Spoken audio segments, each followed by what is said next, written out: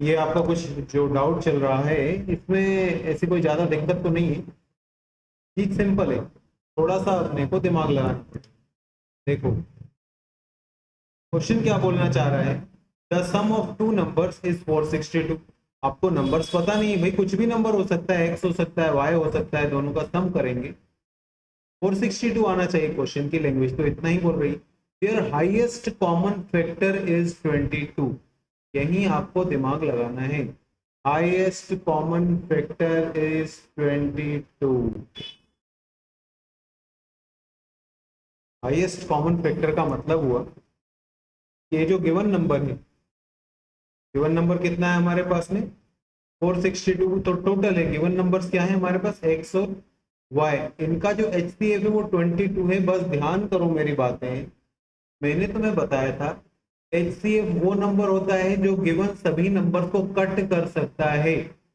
HCF वो number है जो गिवन सभी नंबर्स को कट कर सकता है। मतलब एचसीएफ जो 22 आया वो एक्स को भी, मतलब फर्स्ट नंबर को भी कट कर सकता है, सेकंड नंबर को भी कर सकता है। कोई भी चीज अगर 22 से कटेगी तो वो तभी पॉसिबल है जब उसका 22 से मल्टीप्लाई हुआ हो। इन शॉर्ट अगर मैं अच्छी लैंग्वेज में बोलूँ तो एक्स और वाई दोनों 22 के मल्टीपल होंगे, एक्स और वाई दोनों ही 22 के मल्टीपल्स होंगे, 22 के टेबल में आते होंगे, तभी तो वो एक्स और वाई जो है वो 22 से कैंसिलेबल होंगे। तो कुल मिलाकर हमारे जो नंबर बनेंगे वो क्या बनेंगे, 22x plus 22y equals to 462। यहाँ तक बात समझ में अगर आ जाती है तो 22 हम कॉमन ले तो x plus y equals to क्या हो जाएगा 462 डिवाइडेड बाय 21। 22 मतलब ये गाया जाएगा 22 जा और 21, x plus y equals to 21। अब क्वेश्चन क्या बोल रहा है, what is the maximum number of pairs that satisfy these condition. ऐसे नंबर ऑफ पेयर्स बताइए जो इस कंडीशन को फुलफिल करते हैं। कौन सी कंडीशन को, जहां पर जो टोटल हो 462 आए और एचसीएफ 22 आए। तो देखो 21 के को प्राइम फैक्टर्स कीजिए, को प्राइम फैक्टर से पहले फैक्टर्स कीजिए। कौन कौन से फैक्टर्स हो सकते हैं, ऐसे लिख लो 1 2 3 4 5 6 7 8 9 10। अब x plus y equals to कितना है 21, मैंने ये x मान लिया तो y कितना होगा मेरे पास 20, तभी तो टोटल कितना आएगा 21। ये 2 है तो ये कितना होगा 19, ये 3 है तो ये कितना हो जाएगा हमारे पास 18, ये 4 है तो ये हो जाएगा हमारे पास 17, ये 5 है तो ये हो जाएगा हमारे पास 16, ये 6 है तो ये हमारे पास हो जाएगा 15, ये 7 है तो ये हो जाएगा हमारे पास 14, ये 8 है तो 8 और 13 और 9 है तो ये हो जाएगा हमारे पास 12 और 10 है तो ये हो जाएगा हमारे पास 11। भाई मेरे अगर 21 के हम पेयर्स बनाए वो ध्यान से समझ लीजिए, तो 21 के इतने 10 पेयर्स बनते हैं, ज्यादा कुछ सोचना नहीं है। 1 2 3 4 5 6 7 8 9 10 लिखा और इधर बस इतना देख लिया कि भाई y के प्लेस पर कितना लिखूं कि 21 आ जाए, क्योंकि ये तो हमें पता है ना कि x plus y equals to 21। अब 10 पेयर आपके पास बने, इसमें से आपको को प्राइम फैक्टर्स पता करने। को प्राइम फैक्टर्स मतलब वो नंबर्स जिनका एचसीएफ 1 ही आता हो। तो एक तो भैया ये हो सकता है 1 और 20 दोनों को काटने वाला सिर्फ 1 ही है और कोई टेबल नहीं। 2 और 19 दोनों को काटने वाला एक ही है, लेकिन हम 3 और 18 को काउंट नहीं कर सकते, 3 और 18 का जब एचसीएफ लोगे तो 1 भी आएगा और 3 भी आ सकता है। तो एचसीएफ तो हाईएस्ट होता है, मतलब इनका एचसीएफ कितना आएगा 3 आएगा, इसलिए हमें ये को प्राइम फैक्टर नहीं कहलाएगा। को प्राइम फैक्टर वही है जिनका एचसीएफ 1 होता है। अच्छा ये 4 और 17, हाँ ये बिल्कुल इनका एचसीएफ 1 आएगा। 5 और 16 का एचसीएफ 1 आएगा। 6 और 15 को हम नहीं कह सकते हैं क्योंकि 6 और 15 को कैंसिल करने के लिए 3 का टेबल है, 3 के टेबल में 6 भी कैंसिल होगा और 15 भी कैंसिल होगा, मतलब ये भी को प्राइम फैक्टर की कैटेगरी में नहीं है। को प्राइम फैक्टर वो जिनका एचसीएफ 1, मतलब जो सिर्फ 1 के टेबल से ही कैंसिल हो सकते हैं और किसी टेबल से एक साथ कैंसिल नहीं हो सकते। 7 और 14 नहीं ले सकते हो क्योंकि 7 और 14 का जो एचसीएफ निकलेगा वो 7 निकल जाएगा। 8 और 13 ले सकते हैं, ये किसी और नंबर से नहीं कटेंगे। 9 और 12 नहीं ले सकते हैं क्योंकि ये 3 के टेबल से कैंसिलेबल है, दोनों दोनों जिस टेबल से कैंसिलेबल है वही HCF है। 10 और 11 ले सकते हैं क्योंकि ये किसी से कैंसिलेबल नहीं है 1 के अलावा। तो आपको इसको को प्राइम फैक्टर बोलते हैं जिनका HCF क्या होता है 1। तो ऐसे कितने निकले हमारे पास 1 2 3 4 5 एंड 6। तो समझ गए आप बात को। Total 6 pairs are possible, total 6 pair ही बनाए जा सकते हैं अगर आप इस सिचुएशन में मतलब x इक्वल्स टू 1 लें और y इक्वल्स टू 20 लें। तो यहाँ पर 22 से मल्टीप्लाई करने के बाद में आपके फिगर्स कैलकुलेट हो जाए, वो सब आपको करने की जरूरत नहीं है भाई, इतना दिमाग लगाने की जरूरत नहीं। क्वेश्चन में आपसे कोई नंबर नहीं पूछा है, क्वेश्चन में सिर्फ आपसे पेयर्स पूछे हैं।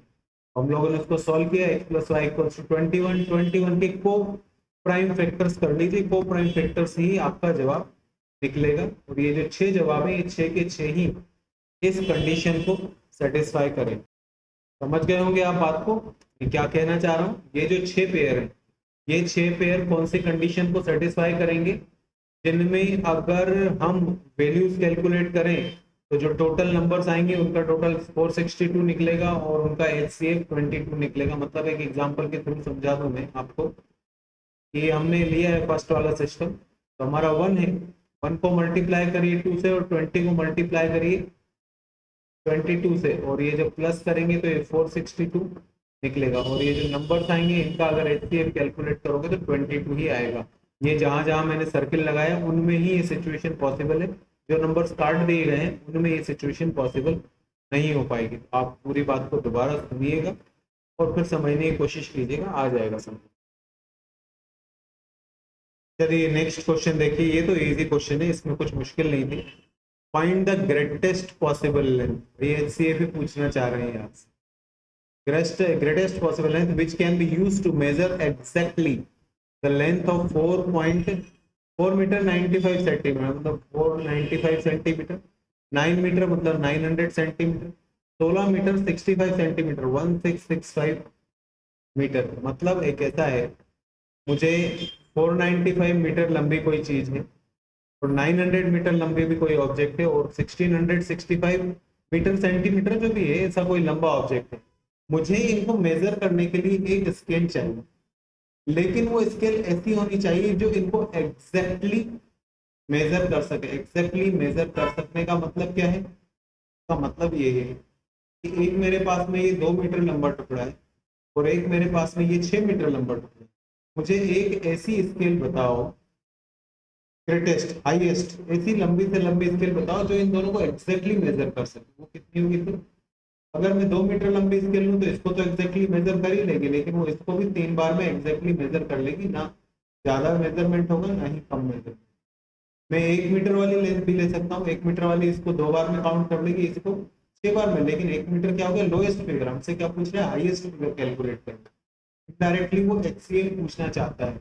HCF मतलब वो नंबर जो इन तीनों गिवन नंबर्स को कैंसिल कर सकता है, बस खत्म कहानी। तो आप 495 और 900 का एलसीएम लेना, HCF लेना आपको आता है तो वन टाइम कैंसिल हो सकता है, ये बचेगा बाकी 405। फिर इसको डिवाइड करेंगे, 495 को वन टाइम ही जाएगा, बचेगा हमारे पास 90।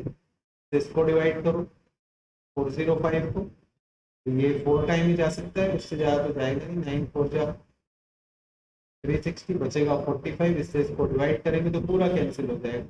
इसका मतलब 45 जो है वो हमारा HCF है, किस किस का, 495 और 900 का HCF। अभी हमें थर्ड फिगर भी कैलकुलेट करना है।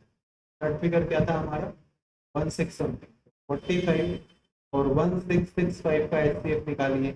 तो 45 से अगर हम डिवाइड करें तो 4 4 जा 16 में 4 बार तो नहीं जा सकता है, 3 बार ही जाएगा। इसको 3 टाइम्स आप जब कैलकुलेट करें ये लगभग निकलेगा 135, माइनस करें तो ये निकलेगा 315। इससे इसको डिवाइड कर सकते हैं क्या, नहीं कर सकते, आगे कंटिन्यू चलने दो।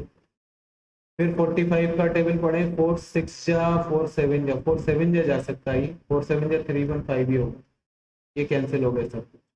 तो कुल मिलाकर 45 वो कॉमन नंबर है जो इसको भी कॉमन नहीं, 45 वो हाईएस्ट नंबर जो इसको इसको और इसको तीनों को कैंसिल कर सकता है। 45 से छोटे तो बहुत सारे नंबर हो सकते हैं, लेकिन 45 से बड़ा कोई नंबर नहीं हो सकता। मतलब अगर हम जो स्केल लें वो 45 सेंटीमीटर लंबी स्केल लें तो इन तीनों पीसेस को काउंट करते समय ना हमारे पास कुछ एक्स्ट्रा बचेगा स्केल का पोर्शन, ना कुछ कम बचेगा। एग्जैक्टली हमें उसको मेजर करने में इजी होगा। क्वेश्चन यही पूछ रहा है कि आप वो ग्रेटेस्ट पॉसिबल लेंथ पता करिए जिससे इन लेंथ को एग्जैक्टली मेजर कर सकें। एग्जैक्टली का मतलब समझो, मतलब इतनी लंबी स्केल लो जिससे ये तीनों पूरी तरह डिवाइड हो सके। मैक्सिमम लेना है, ग्रेटेस्ट पॉसिबल मतलब HCF कैलकुलेट करना रही। ये क्वेश्चन भी आपका HCF से रिलेटेड ही दिख रहा है मुझे। Find the greatest number which on dividing 1657 and 2037 leaves remainder 6 and 15। मतलब कोई नंबर बताइए जब हम 1657 को उस नंबर से डिवाइड करें तो हमारे पास रिमाइंडर कितना बच जाए 6। रिमाइंडर कितना बच जाए 6, मतलब पूरी तरह कितना कैंसिल हो जाएगा 1651 जो है वो पूरी तरह कैंसिल हो जाए। और जब हम उसी से 2037 को डिवाइड करें तो रिमाइंडर कितना बचेगा हमारे पास 5। इसका मतलब 2032 पूरी तरह कैंसिल हो जाएगा। तो भैया कुछ नहीं करना है आपको, आपको बस इन दोनों का क्या कैलकुलेट कर लेना चाहिए HCF। क्यों ग्रेटेस्ट बोला है ना इन्होंने, आप इन दोनों का HCF पता कीजिए। HCF वो नंबर होता है जो इसको भी कैंसिल कर सकता है इसको भी कैंसिल कर सकता है। तो अगर हम इन दोनों का HCF पता करें और हम 1657 को डिवाइड करें, बाद में करने की जरूरत नहीं समझा रहा हूं मैं, तो 1657 को डिवाइड करोगे तो 1651 तो पूरी तरह कैंसिल हो जाएगा, रिमाइंडर कितना बच जाएगा 6। अगर उसी HCF से हम 2037 को डिवाइड करें तो 2032 तक तो पूरा कैंसिल हो जाएगा, रिमाइंडर कितना बच जाएगा 5। इन शॉर्ट आपको इन दोनों का HCF कैलकुलेट करना चाहिए। वो कैलकुलेट करने की जनरल मेथड लगा लो क्या, 2032 ये वन टाइम ही जा सकता है, उससे ज्यादा तो पॉसिबल ही नहीं लग रहा है। ये आ जाएगा आपके पास में 3 और ये 381 आएगा। 381 छोटा है तो इससे इसको डिवाइड कर दो 1651, 3 5 जा 15 और 8 5 जा 40। ये तो गाड़ी ऊपर चली जाएगी, इसको हम 4 टाइम ही कैंसिल कर सकते हैं, 4 टाइम से ऊपर जा ही नहीं सकते। 4 1 जा 4 8 जा 32 और 4 3 जा 12 टू 14, 12 4 3 जा 12 12 टू 14 में 15, 1524 ये आना चाहिए मेरे हिसाब से।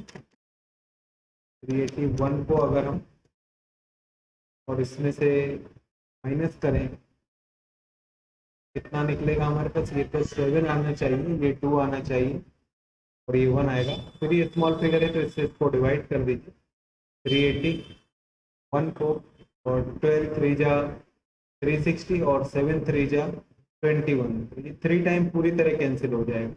और जहाँ पूरा कैंसिल हो जाए तो इसके जस्ट ऊपर वाला जो डिवाइडर होता है वही हमारा क्या होता है HCF। मतलब ये कहना चाहते हैं कि 1657 को अगर हम 127 से डिवाइड करोगे तो जितनी बार भी डिवाइड उसमें से भाई 1651 तो कैंसिल हो जाएगा, लेकिन एंड में आपके पास में रिमाइंडर कितना बच जाएगा 6। और यही बात 2037 के साथ भी होगी। तो ये आई थिंक समझ में आ गया होगा। ठीक ठीक क्वेश्चन था, ज़्यादा मुश्किल नहीं, लेकिन आपको रिपीट देखना पड़ेगा। ये क्वेश्चन थोड़ा अच्छा क्वेश्चन है, देखिए the HCF of two numbers, दो नंबर्स है और उनका HCF जो है 17 है, और बोल रहा है हैविंग 3 डिजिट, दोनों नंबर में 3 डिजिट है, उनका HCF 17 है। मतलब दोनों ही जो नंबर्स होंगे वो 17 के मल्टीपल होंगे, मतलब 17 से कैंसिलेबल होंगे। मतलब एक नंबर एक से तो वो एक क्या होगा 17x, तो क्या होगा 17y। ये दोनों नंबर हो गए, समझ गया मेरी बात को। आगे क्वेश्चन बोल रहा है their LCM is 714, find the sum. आप ये फॉर्मूला थोड़ा ध्यान रख लीजिए, कभी भी दो नंबर दिए, दोनों multiplication of x y equals to their LCM and HCF, multiplication of their LCM and multiplication of their HCF। LCM HCF का मल्टीप्लीकेशन उन नंबर्स की वैल्यू के इक्वल, मल्टीप्लीकेशन के इक्वल होता है। तो यहाँ पर प्लस नहीं लगाया, 17x और 17y को मल्टीप्लाई करें और वो इक्वल होंगे किसके, एलसीएम और HCF के इक्वल हो जाएंगे। अब इसको आगे सॉल्व करना है हमको, तो सॉल्व करें तो x y equals to 17 into 714 upon 17 into 17। अब 714 से 17 को अगर डिवाइड करें तो लगभग ये 17 4 टाइम जा सकता है, उससे ज़्यादा तो नहीं जाएगा, 5 टाइम में तो ऊपर चला जाएगा। 4 और फिर ये 3 4 17 2 जा 42। X into y, x y equals to कितना हुआ 42। अब हमें फिर इसके क्या करना है, को प्राइम फैक्टर्स हमें पता करने, किसके, x y, x plus y नहीं, एक्स वाई मतलब मल्टीप्लीकेशन में पता करना। तो भाई मल्टीप्लीकेशन में अगर आप पता करेंगे तो ऐसे सिर्फ 4 पेयर है, मैंने क्योंकि सॉल्व कर कर देखा उसको। एक तो 1 है, 1 और 42, एक पेयर ये बनता है। अगर ये 1 है तो ये 2 होगा, अगला 2 के साथ पेयर बनेगा 21, 2 इंटू 21। 3 के साथ पेयर बनेगा 14। 4 का आप किसी भी चीज से मल्टीप्लाई कर लो 42 आएगा ही नहीं। 5 का आप किसी भी चीज से मल्टीप्लाई कर लीजिए 42 नहीं आएगा। 6 का आ सकता है, 6 इंटू 7 6 7। हमें दो फिगर्स का क्या देखना है, मल्टीप्लीकेशन, इनका मल्टीप्लाई करने से 42 आता हो और जो को प्राइम फैक्टर्स हो। तो 6 इंटू 7, इसके बाद आप 7 देखोगे तो वो भी 7 का 6 ही निकला है, वो तो हो चुका है। 8 का किसी से मल्टीप्लाई कर लो, 9 का किसी से मल्टीप्लाई कर लो, 10 का किसी से मल्टीप्लाई कर लो, मतलब बाकी आप आगे कहीं भी पहुंच जाइए, किसी भी और टेबल में आपको 42 नहीं मिलेगा, सिर्फ आपको ये 4 पेयर ही मिलने वाले। अब हम उसको 1 और 42 बोले या 42 और 1 बोले, कोई फर्क नहीं पड़ने वाला। तो कुल मिलाकर हमारे पास ये 4 पेयर्स हैं। अब अगर हम इसमें नंबर पता करें तो HCF कितना था हमारे पास 17, मतलब पहला नंबर क्या बनेगा 1 इंटू 17 प्लस 42 इंटू 17। ऐसा ही दूसरा नंबर बनेगा 2 इंटू 17 प्लस 21 इंटू 17। तीसरा नंबर बनेगा हमारे पास में 3 इंटू 17 प्लस 14 इंटू 17। लास्ट बनेगा हमारे पास 6 इंटू 17 और 7 इंटू 17। अगर आप इनको सॉल्व करें, वैसे तो सॉल्व करने की ज़रूरत नहीं, लेकिन अगर आप इसको सॉल्व करें तो 17 इंटू 1, तब पहला नंबर 17 ही निकलेगा और दूसरा निकलेगा हमारे पास 42 इंटू 17। दूसरा नंबर निकल कर आएगा आपके पास 714। यहाँ करें 2 इंटू 17 अगर करें तो 54 होगा। 21 इंटू 17 अगर करें तो ये 357 आएगा। 17 3 जा करें तो ये 51 आएगा। तो फिर 14 इंटू 17 अगर करते हैं ये 238 आता है। लास्ट हम देखें 6 इंटू 17 अगर करें तो ये आएगा हमारे पास 102। 7 इंटू 17 करें तो ये आएगा 119। तो ये 4 पेयर बन रहे हैं और मैंने ऊपर अंडरलाइन किया था, यहाँ पर आपको दिख रहा हो जो 2 नंबर है उनमें 3 डिजिट्स है, 3 डिजिट है, तो ये ऑप्शन कैंसिल हो जाता है क्योंकि इसमें एक नंबर में तो 2 डिजिट है, एक में 3 है। ये ऑप्शन भी कैंसिल हो जाएगा, ये ऑप्शन भी कैंसिल हो जाएगा। ऑप्शन बचेगा हमारे पास लास्ट वाला, जिसमें हमारे पास एक्स की वैल्यू निकल कर आएगी 102 3 डिजिट्स के साथ, वाई की वैल्यू निकल कर आएगी 119 3 डिजिट्स के साथ। और हमसे क्वेश्चन बोल रहा था कि आप इनका सम बताइए दोनों का, मतलब 102 और 119 का सम बताएंगे तो ये निकलेगा 221। ये बहुत उलझा हुआ, बहुत मुश्किल सा क्वेश्चन था। अब मैंने कोशिश तो की है आपको समझाने की। एक बात आपके दिमाग में डाल दी है मैंने कि दो सम्स का, 2 डिजिट्स का मल्टीप्लिकेशन उनके एलसीएम और एचसीएफ के मल्टीप्लिकेशन के इक्वल ही होता है। आपने जो पीडीएफ सेंड की थी उसमें इनिशियल जो नोट्स दिए हुए बुक में उसको रीड करिएगा, आपको मिल जाएगा ये फॉर्मूला कहीं ना कहीं। तो उस कॉन्सेप्ट को यहाँ पर हमने फॉलो किया है, तो कॉन्सेप्ट को फॉलो करने के कारण ही हमने ये वाली इक्वेशन सेट की है। ये जब सेट करेंगे तभी x into y equals to 42 निकलेगा। x इंटू वाई मतलब हमें 2 को प्राइम फैक्टर निकालने हैं जिनका मल्टीप्लिकेशन करने पर 42 आता है। तो बहुत सोचने के बाद में 4 से ऊपर गाड़ी जाएगी ही नहीं, सिर्फ ये 4 ही निकलेंगे। मतलब हमारे x की वैल्यू 17 और ये हो सकती है y की, x की वैल्यू 34 और y की हो सकती है, x की 51 y की हो सकती है, x की 102 और y की हो सकती है। लेकिन क्वेश्चन की एक इनिशियल कंडीशन थी, दोनों में 3 डिजिट थे, इसलिए लास्ट वाला ऑप्शन ही हमने चूज किया और उनका सम हमें बताना था जो मैंने आपको बताया। देखिए ये जो क्वेश्चन आया है, इस क्वेश्चन को सॉल्व करने का सबसे अच्छा तरीका है कि आप इस क्वेश्चन को सॉल्व ही नहीं करें, आप सिर्फ क्या करें, सिलेक्ट द ऑप्शन। आप सिर्फ ऑप्शंस को सिलेक्ट करिए और ऑप्शन को सिलेक्ट करने के बाद क्या करना है, जैसे 3 5 6 8 10 12 क्वेश्चन में क्या बोल रहा है, what is the least number which when divided by these numbers. अगर हम इनसे किसी से भी डिवाइड करते हैं तो हमारे पास रिमाइंडर कितना बचता है 2, और अगर 13 से डिवाइड करते हैं तो हमारे पास कोई रिमाइंडर बचता ही नहीं। इसको आप मैथमेटिकली सॉल्व करने जाओगे, एलसीएम वगैरह, लीस्ट नंबर बोल रहा है एलसीएम वगैरह लेना पड़ेगा, एलसीएम तो ले लोगे लेकिन आगे जाकर गाड़ी अटक जाएगी। इसका सबसे अच्छा तरीका रहता है आपके पास में जो भी ऑप्शन, फिलहाल तो ऑप्शन नहीं दिए लेकिन जो भी ऑप्शन दिए उनको इसमें से एक दो नंबर से डिवाइड कर कर देखिए। सुन लिया बात को, पहले तो एक दो नंबर से डिवाइड कर कर देख लो, ऐसा नंबर जो इनसे पूरी तरह कट जाए वो तो हमें सिलेक्ट ही नहीं करना है, हमें तो वो नंबर चाहिए जो इनसे कैंसिल नहीं हो रहा और दो रिमाइंडर बच रहा है। जैसे मान लीजिए कि आपका सोल्यूशन था, एग्जांपल था, इसमें ऑप्शन आंसर एक दिया था जैसे 962, क्यों ना मैं इसको 3 से डिवाइड करूं, अगर मैं इसको 3 से डिवाइड करूंगा ये कैंसिल ही नहीं हो रहा है, ये कैंसिल ही नहीं होगा। 9 6 15 टू 17 ये 3 से डिवाइड हो ही नहीं सकता है। क्यों नहीं हो सकता है, क्योंकि 3 से डिवाइड होने के लिए टोटल 3 से डिवाइड होना चाहिए, तो ये तो देखकर ही पता पड़ गया कि ये डिजिट 3 से डिवाइड। 5 से कोई भी फिगर तभी डिवाइड डिविजिबल होता है जब पीछे 0 या 5 आ रहा हो, मतलब ये 5 से भी डिवाइड नहीं होगा, मतलब आगे बढ़ोगी मत आप।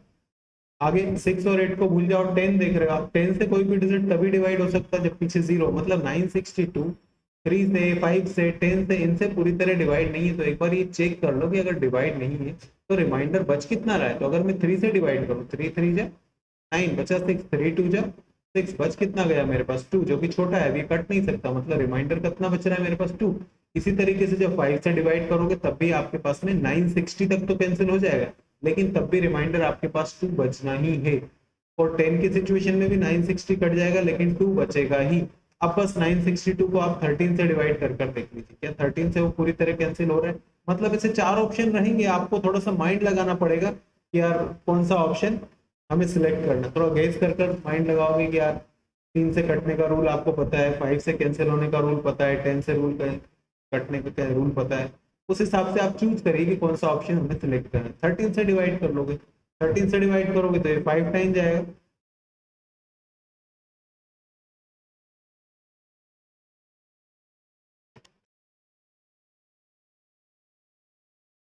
नाइन्टी वन, और ये बचेगा हमारे पास,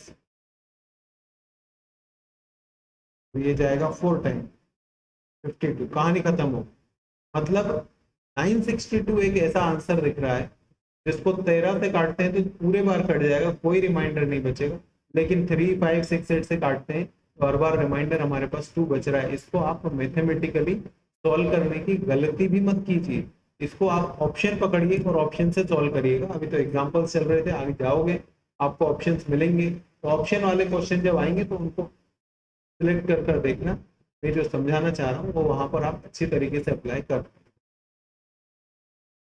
आपके पूछे गए डाउट्स में ये लास्ट क्वेश्चन है, बोल रहा है अरेंज द फ्रैक्शन, फ्रैक्शन ये दिए हुए in ascending order, ascending descending कुछ भी पूछ सकता है, इसमें ज्यादा कंफ्यूज होने की जरूरत नहीं है। एक तो मल्टीप्लिकेशन मेथड होती है क्रॉस मल्टीप्लाई, लेकिन वो छोटे डिजिट्स पर ठीक से सेट हो जाती है, ये डिजिट्स बड़े हैं मल्टीप्लाई करने में दिक्कत आएगी।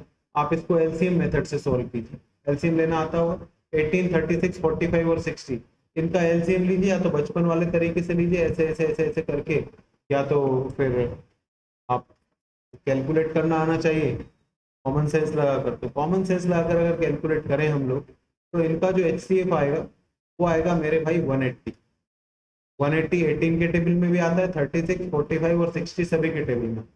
180 को 18 से डिवाइड करोगे 10 टाइम जाएगा, 10 को 17 से मल्टीप्लाई करोगे आएगा 170, और 180 को अगर आप 36 से डिवाइड करोगे तो मेरे हिसाब से ये लगभग 5 टाइम जाएगा, और 5 को आप 31 से मल्टीप्लाई करोगे तो 3 5 या 15, और 5 1 या 5 5 है 155, और 45 को अगर 180 को 45 से डिवाइड करेंगे तो 4 टाइम ही कैंसिल होगा। अगर 4 को आप 43 से मल्टीप्लाई करेंगे तो 160 और 12 मतलब 172 आएगा।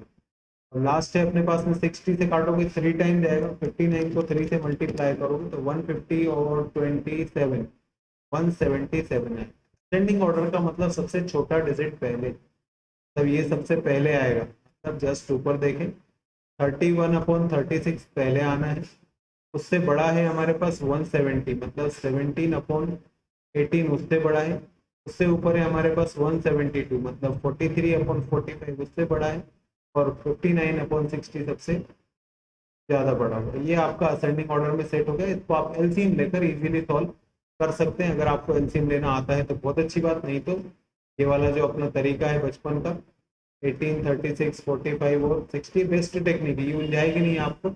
आप इससे आराम से करो, लेकिन बस ये कि टाइम कंज्यूम होता है ना यार, टाइम कंज्यूम होगा तो फिर दिक्कत हो जाएगी। इसलिए आप अपना फोकस लगाएं और देखें कि यार कौन सा नंबर है जो इन सभी के टेबल में आता हो। अगर नहीं समझ पाते हैं तो फिर ये बचपन वाली मेथड से ही एलसीएम लीजिए, ज़्यादा अच्छा रहेगा, क्योंकि जो प्रोडक्ट मेथड है या मल्टीप्लिकेशन वाली मेथड है वो बहुत ज़्यादा टाइम कंज्यूमिंग रहेगी आपके लिए। उससे अच्छा तो आप ये बचपन वाली मेथड से ही कर लो तो ज़्यादा ठीक है। चलो आज के लिए इतना ही था, कल मिलते हैं।